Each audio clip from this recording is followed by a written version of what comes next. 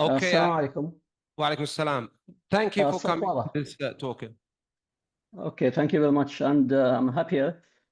Today I'll be talking about ECMO therapy, which is an advanced treatment for the very sick patients. My name is Dr. Ayman Raweh. I'm a cardiac surgeon in Klinikum Dortmund in Germany. And before I start talking about ECMO therapy, I'd like to present a case. This is a case of a 56-year-old patient with cardiac decompensation. He has ischemic cardiomyopathy and severe mitral valve regurgitation. And in the angiography, the left anterior descending, the stent in the left anterior descending artery was open. And he has severely reduced left ventricular function. The ejection fraction was less than 15%, and he had a CRTD. Because of his cardiac decompensation, he had acute renal failure and acute liver failure. He needed catecholamines, and he had lactate acidosis. He had lactate of 8.1 millimoles, and the pro-BNP was already too high, over 30,000. You can see his X-ray, the heart is dilated, and you have pulmonary congestion. Then here in his echocardiography, you can see that the left ventricle is dilated, and the ejection is very limited. Here as well, you can see dilated left ventricle and severely reduced left ventricular function. So we decided to use an ECMO. You can see here the cannula, the venous cannula of the ECMO, and we needed to add an Impella to this patient later. So I'll be talking about Impella as well later. So what is ECMO? ECMO stands for extracorporeal membrane oxygenation. Extracorporeal means outside the body. And you can think of the ECMO as an advanced life support. If you have a patient, a very sick patient with advanced cardiac or lung failure, and you are at the limit of the medical therapy, and you have no other options, otherwise you'll use this patient, you can use the ECMO. So what is ECMO exactly? You can imagine that an ECMO machine is like a pair of lungs and the heart. You can take blood from the patient, send it to the ECMO machine, and it will be oxygenated with this blood will be oxygenated, and the carbon dioxide will be removed, and then you can pump it back into the body. There are two types of ECMO. There's the VV ECMO and the Venoarterial ECMO. So what are these types? The first one is Venovenous ECMO, which is simply taking blood from the venous system, send it to the ECMO machine. It will be oxygenated, and then it will be sent back to the venous system. So it's an isolated therapy for the lungs to help the oxygenation in the body. And in this video, you can see how does it work. This is a venous cannula inserted into the jugular vein, and it will be used to deliver the blood back to the venous system. And this is another venous cannula, which is longer, and you insert it into the vena cava inferior to drain blood into the ECMO machine. And then you have your circuit, you complete your circuit. You take blood from the venous system, oxygenated, and return it back to the venous system as well. So what are the indications of venovenous ECMO? First one is acute respiratory distress syndrome. The other one is hypercapnic respiratory failure. If there's a patient who needs lungs, he has lung failure, and you can use the ECMO as a bridge until you do the lung transplantation. And we use the ECMO system a lot in the era of COVID, for COVID patients. Now this is the second type of ECMO, which is Venoarterial ECMO. In this type, you take blood from the venous system, you oxygenate it in the ECMO machine, and then send it back to the arterial system.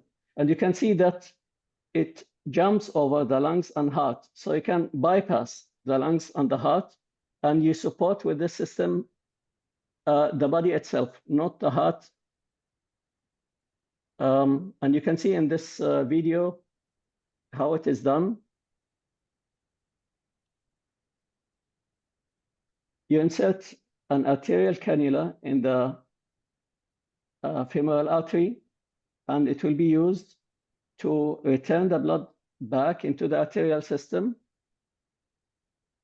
Then you use a longer venous cannula, which is inserted into the vena cava superior, and it will be used to drain blood from the venous system. And so you have completed your circuit, and you can see that you bypass the lungs and the heart.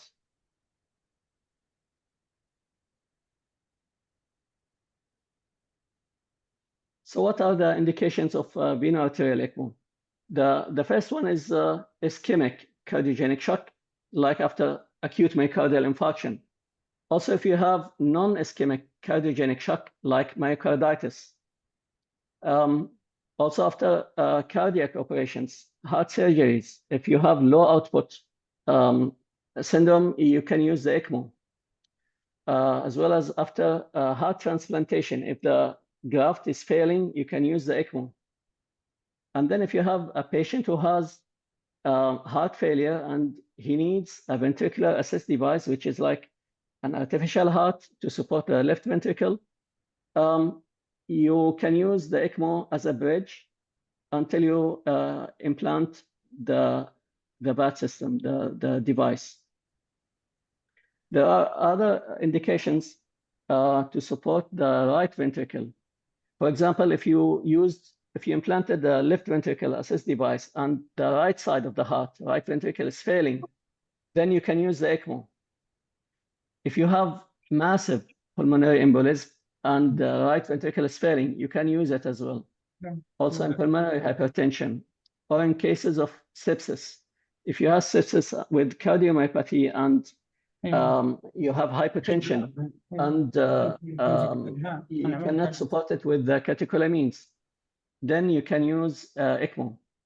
Another use for the ECMO is in reanimation. If you have a young patient and you watch or you witness the collapse of this patient, and you did resuscitation for 10-20 minutes without success, then you can use an ECMO to buy some time and support the body, and then search for the cause of his collapse.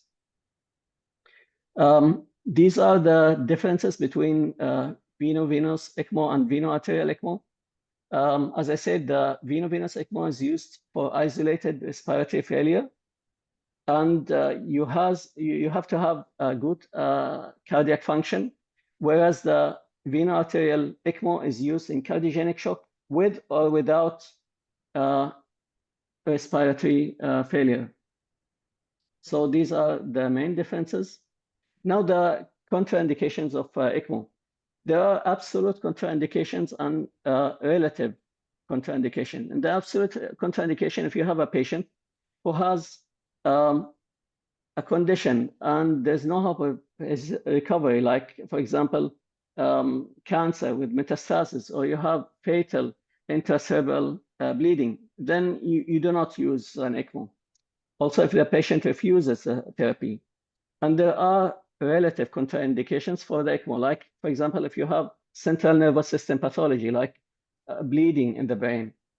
If you have systemic bleeding as well, you shouldn't use an ECMO. For older patients, if they are over 80 years old, you do not use an ECMO. In cases of aortic dissection. And then there are these relative contraindications, like if the patient has lactate level greater than 20 millimole or pH less than 6.8, then it is already too late to use an ECMO, and you do not use it anymore. So the ECMO therapy is an advanced treatment for very sick patients, but it has a lot of complications. For example, bleeding, the most common complication and very serious one. It happens because of the anticoagulation with heparin, and also because of the platelet dysfunction. The platelets are circulated in the ECMO circuit, and they are activated and consumed, so they do not work anymore. Also, thrombosis can happen. You use anticoagulation, but still you can get clots, which can cause stroke or thromboembolic events. Ayman. Vascular complications, like limb ischemia. You can see here in the Venoarterial ECMO, if the arterial Ayman, cannula is large enough. You have 1 minute, please. Okay. Yeah. Okay, and then limb ischemia can happen. Blood clots or air bubbles can happen as well, which can cause brain or lung embolism. Infection is very common.